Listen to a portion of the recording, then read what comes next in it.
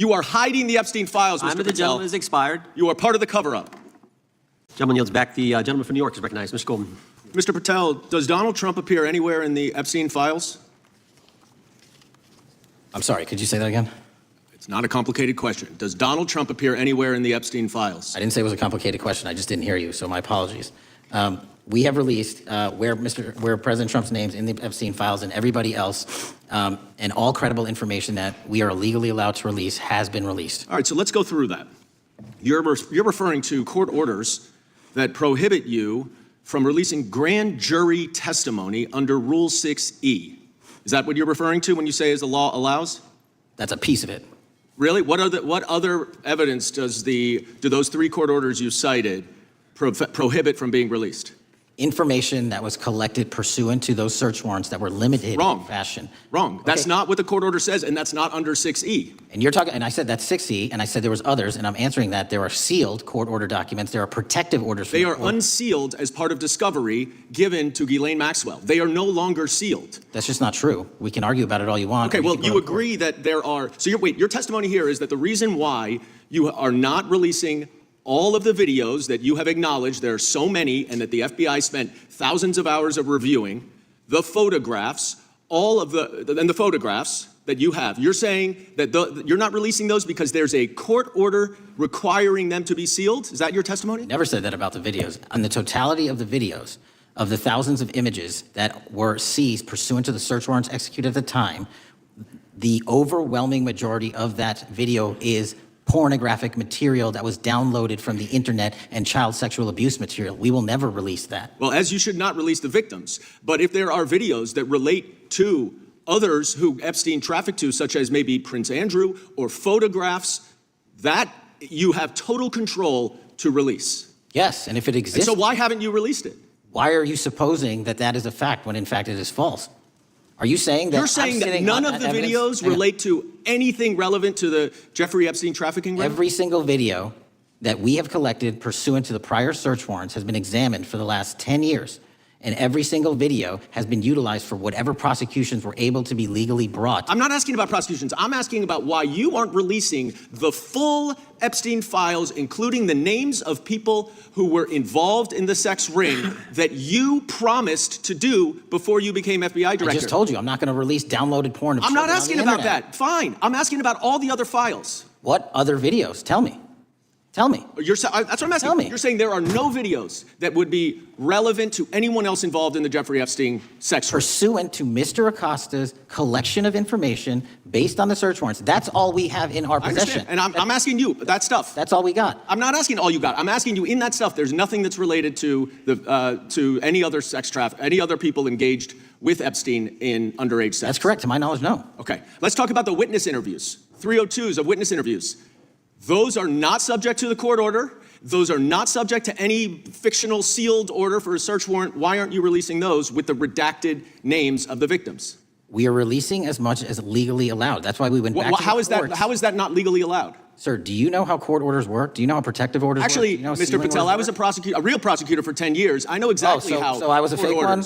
And I want to understand what the court order prevents you from releasing witness statements that the FBI took. You should know that as a real prosecutor, when the court hand downs a protective order and a motion to seal, the material is sealed unless that judge waives it. Your testimony here is that all of those witness statements are under a court order, a protective order. We are providing everything we can legally provide. No, that's not my question. My question is, why are those witness statements that are not grand jury testimony, that if they were under a protective order are no longer under a protective order, why are they not being released? How are they not under a protective order? Why are you not going to the court like you did for the grand jury testimony to unseal those records? The DOJ did go to the court. No, not on those records. Why aren't you going? You just went on grand jury. Time of the gentleman is expired. You are hiding the Epstein files, Mr. Patel. Time of the gentleman is expired. You are part of the cover-up. Can I respond? You sure can. Any allegations that I'm a part of a cover-up to protect child sexual trafficking and victims of human trafficking and sexual crimes is patently and categorically false in the work of my So I hope you will talk to them when they have requested to speak with you, because the victims have requested and you are not responding to them. Director, yes or no? Is yes. The moment that lingers from this hearing is not a statistic or a document reference. It is the accusation itself. When Congressman Dan Goldman leans forward and says plainly, "You are hiding the Epstein files. You are part of the cover-up," the room changes. The exchange is no longer procedural. It is no longer about rules, clauses, or technicalities. It becomes something deeper, a confrontation over trust, power, and the limits of transparency in a system that claims to answer to the public. What we witnessed here was not simply an argument between a lawmaker and an FBI director. It was a collision between two visions of accountability. Goldman pressed again and again on what has not been released. Not rumors, not speculation, but interviews, records, materials that he argues are not restricted by grand jury rules or sealed orders. His question was simple, almost relentless.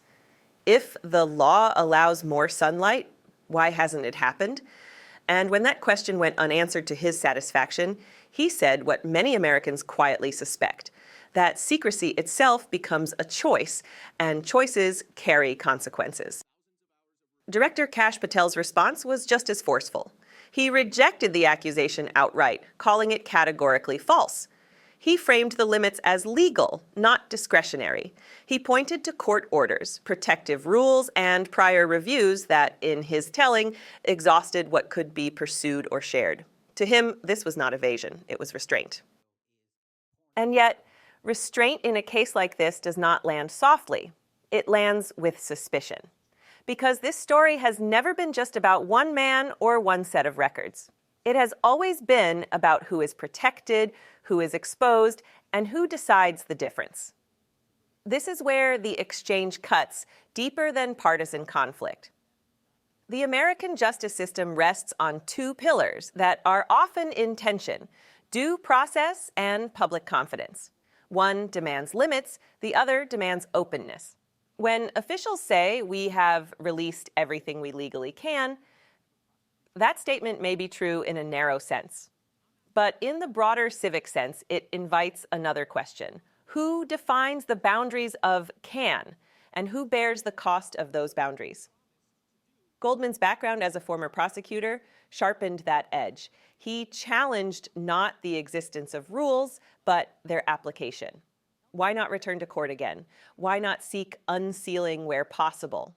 Why not err, at least symbolically, on the side of disclosure? His frustration was not abstract. It reflected a belief that institutions often hide behind complexity to avoid discomfort. And in moments like this, complexity can feel indistinguishable from concealment. Patel, for his part, pushed back against what he framed as reckless implication.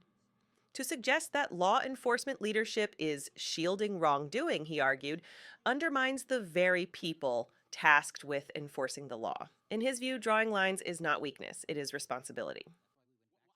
And he warned that blurring those lines risks turning oversight into spectacle rather than substance. But here is the uncomfortable truth exposed by this clash. Both positions can coexist, and that is precisely the problem. A system can follow its internal rules and still lose the confidence of the people it serves. It can be legally correct and morally unsatisfying at the same time. When information is withheld, even for defensible reasons, silence creates space, and that space fills quickly with doubt. This is why the final moments of this exchange matter so much. When Goldman's time expired and his accusation hung in the air, it symbolized a larger imbalance. Oversight has a clock. Secrecy does not. Elected representatives are bound by minutes. Bureaucratic processes can stretch for years. That asymmetry erodes trust, not because the public assumes guilt, but because it sees delay as a pattern rather than an exception. What this hearing ultimately reveals is a crisis not of law, but of legitimacy. Americans are not asking for spectacle. They are asking for clarity. They want to know that no name, no position, no past power shields anyone from scrutiny. They want to believe that transparency is not selectively applied, depending on political risk or institutional comfort. And when answers come wrapped in procedure instead of principle, frustration grows. Not just on one side of the aisle, but across a country weary of being told to wait, to trust, to accept that someone else knows better. This is the moment where democracy is tested not by elections, but by openness, not by rhetoric, but by action. Accountability is not proven by saying we cannot. It is proven by showing that every possible avenue has been pursued, even when it is inconvenient. The clash between Dan Goldman and Kash Patel will not be remembered for its legal citations. It will be remembered for what it symbolized, a public demand for truth meeting an institution defined by caution. And the unresolved tension between those two forces is the story of modern American governance itself. Because in the end, transparency is not a threat to justice. It is the foundation of it. And when the public starts to believe that truth has conditions, faith in the system begins to fracture. If you believe sunlight matters, if you believe accountability should never depend on status or silence, if you believe the American people deserve clear answers, not closed doors, then stay with us. Subscribe to Liberty Report USA. Support our work to expose the truth.